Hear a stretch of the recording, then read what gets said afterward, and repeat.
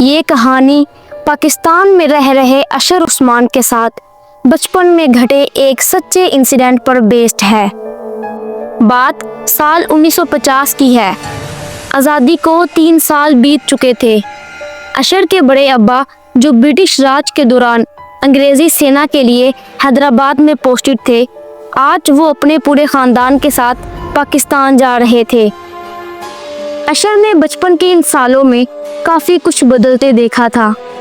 वो लोग जो आपस में कंधे से कंधा मिलाकर चलते थे, उनमें से कईयों को देश को छोड़कर जाना पड़ा था। अशर ने ये कभी नहीं सोचा था कि उसको हैदराबाद छोड़कर पाकिस्तान जाना पड़ेगा। वो सबको रुक जाने के लिए मनाना चाहता था, मगर हमेशा से डिसिप्लिन में रहा अशर किसी को कुछ ना कहकर बस अपनी सारी यादें समेटकर अपने नए घर के लिए निकल पड़ा। अशर इंडिया बॉर्डर से सटे पाकिस्तान के ईस्टर्न एरिया के एक छोटे से गांव में अपने परिवार के साथ रहने आ गया। बड़े अब्बा ने एक ऐसी जगह पर घर बनाया जहां पार्टीशन से पहले हिंदुओं का शमशान घाट था। गांव के लोगों ने उन्हें वहां घर बनाने के लिए काफ़ी बार मना किया था, लेकिन वो ठहरे एक पूर्व सैनिक जो अंधविश्वास के चलते डरना नहीं जानते थे। हमेशा से शांत रहने वाले अशर को ये क्या पता था कि ये नया घर उसको बचपन की कुछ अजीब यादें दे जाएगा। अशर को इस नए घर में बहुत ही अजीबोगरीब चीज़ें सुनाई और दिखाई देती थी। अपने दोस्तों से दूर अशर खुद को यहाँ बहुत अकेला महसूस करता, लेकिन खूब हरा भरा इस घर का बगीचा अशर को बहुत ही ज़्यादा पसंद था और वो वहाँ खेलकर बहुत खुश हो जाता था। हर रोज़ की तरह एक शाम जब अशर अकेला बगीचे में खेल रहा था कि अचानक उसे किसी चीज़ की चटकने की आवाज़ आती है। उसे ऐसा लगा कि उसे किसी की हड्डियों के क्रैक होने की आवाज़ सुनाई दी। वो थोड़ा घबरा गया, लेकिन फिर से वो अपने खेल कूद में लग गया। खेलते खेलते अचानक एक झाड़ी से एक खोपड़ी निकलकर अशर के पैर के पास आ गिरी। अशर पीछे की तरफ गिरा और ज़ोर से चीखा। डरा हुआ अशर उठकर भागते भागते अपने कमरे में चला गया। जब उसने खिड़की से झांककर बगीचे की तरफ देखा तो वो दंग रह गया। वो खोपड़ी तेज़ी से गोल गोल घूम रही थी और धीरे धीरे रेंगते हुए एक बड़े से कीकर के पीछे जाकर गायब हो गई। उस दिन के बाद अशर कभी उस कीकर के पेड़ के पास नहीं जा पाता था और धीरे धीरे उसने बागीचे में जाना ही बंद कर दिया।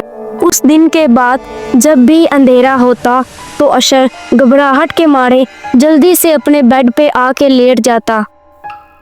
कभी कभी जब लाइट चली जाती थी तो उसे एक अजीब सी खामोशी में अपने बगीचे से हड्डियों के चटकने की आवाज़ें सुनाई देती थी। वो डर के मारे सो नहीं पाता था।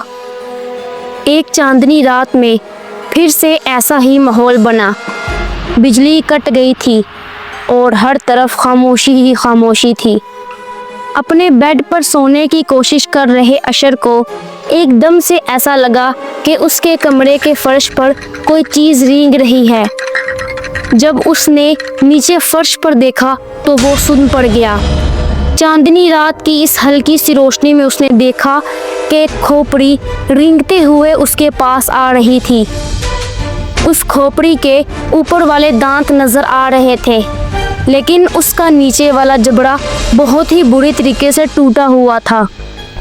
उसकी खोखली आंखें अशर को ही घूरे जा रही थी। अशर चीखना चाह रहा था, लेकिन वो डर के मारे ठंडा पड़ गया था।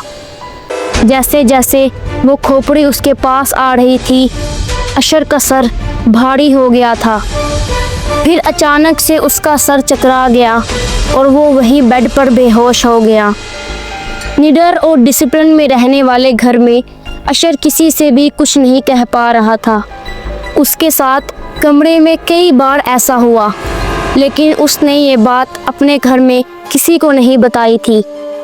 1 महीने के बाद अशर के अब्बा को एक नया कमरा बनवाना था, तो उसने कीकर के पेड़ के साथ साथ और भी काफ़ी पेड़ कटवा दिए। नए कमरे की नींव रखने के लिए जब ज़मीन को खोदा गया तो उसमें बहुत सारी हड्डियां और खोपड़ियां मिली। उनमें से एक हड्डी हूबहू ऐसी ही थी जैसी अशर को दिखाई देती थी। खोखली आंखें और टूटे हुए जबड़े और बड़े दांत वाली एक खोपड़ी। ये देखने के बाद अशर को ये यकीन हो गया था कि उसने जो कुछ भी देखा था वो बिल्कुल सच था। अशर ने इन एक्सपीरियंसों का किसी से जिक्र नहीं किया और इन किस्सों को अपने मन में ही दफना दिया, लेकिन आज भी वो उन रातों को भुला नहीं सका। वो आज भी सोचता है कि वो खोपड़ियाँ जो ज़मीन के नीचे गड़ी हुई थी वो किसकी थी। उसे पार्टीशन में हुए बेगुनाह लोगों की मौत याद आती है और वो आज तक उनके परिवारों के लिए दुआ मांगता है। अगर आपको ये स्टोरी अच्छी लगी है तो अभी हमारे चैनल को सब्सक्राइब करें और ऐसी हिला देने वाली वीडियोस देखें।